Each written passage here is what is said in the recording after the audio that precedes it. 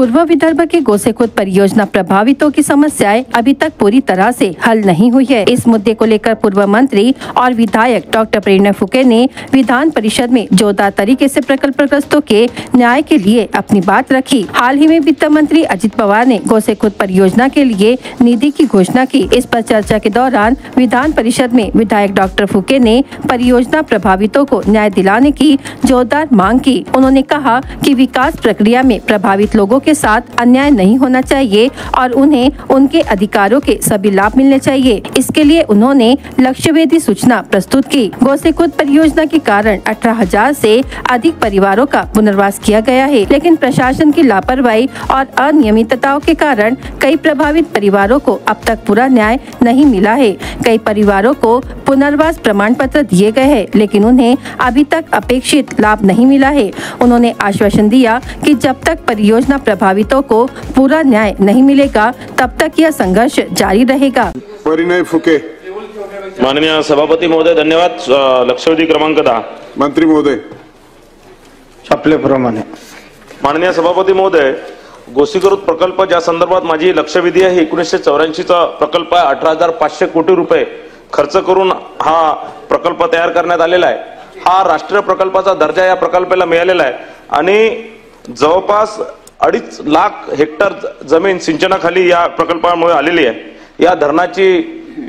या धरणाला बनवण्याकरता अनेक शेतकऱ्यांनी आणि अनेक गावकऱ्यांनी आपले घर दिले, आपल्या शेत्या दिल्या, आपल्या शेतजमिनी दिल्या आणि म्हणून हा प्रकल्प एक महत्त्वाकांक्षी प्रकल्प इथे उभा झाला, जो विदर्भाच्या शेती व्यवसायासाठी व अर्थव्यवस्थेसाठी फार मोठ्या फायद्याचा प्रकल्प तयार झालेला आहे। या धरणाची उंची व व्याप्तीमध्ये वाढ केल्यामुळे अनेक गावांचा आणि शेत्यांना याचं नुकसान झालं आणि या प्रकल्प इतका महत्त्वपूर्ण आहे की संपूर्ण विदर्भाची सिंचन सोय करणारा हा प्रकल्प आहे, जो आता 88,000 कोटीचा वेनगंगा नळगंगा नदी जोड प्रकल्प आहे।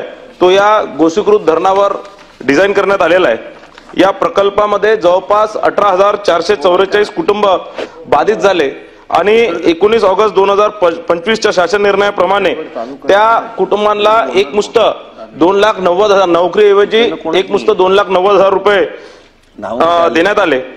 पण ते 2,90,000 रुपये ही फार तुटपुंजी रक्कम आहे। MERG यांनी ज्यावेळेस मी ते दर प्रमाण काय कोणत्या आधारे हे 2,90,000 रुपये शासनाने त्यांना दिले तर त्यात त्यांनी सांगितलं की MERGS च्या दराप्रमाणे म्हणजे हे शेतकऱ्यांना शेतमजुराचा दर्जा देऊन त्यांना पुढील 20 वर्षाकरता 145 रुपये रोजी प्रमाणे 100 दिवस वर्षाचे 100 दिवस रोज त्यांना काम, त्याप्रमाणे 20 वर्षाचे 2,90,000 रुपये अशी एक तुटपुंजी रक्कम शासनाच्या माध्यमातून त्यावेळेस देण्यात आली होती आणि त्या काळात 2014 मध्ये कुठेही नोकऱ्या त्यावेळेस लागत नव्हत्या किंवा त्यावेळेस कोणती नोकरी बंदी होती, त्यावेळेस नोकर भरती बंद होती आणि त्यावेळेसच्या शासन निर्णयाप्रमाणे कोणत्याही नोकऱ्या नाही देणार हे धोरण त्यावेळेसचं राज्य शासनाचं होतं आणि म्हणून त्या प्रकल्पग्रस्तांनी त्या कुटुंबांनी 18,444 कुटुंबांनी ही रक्कम स्वीकृत केली।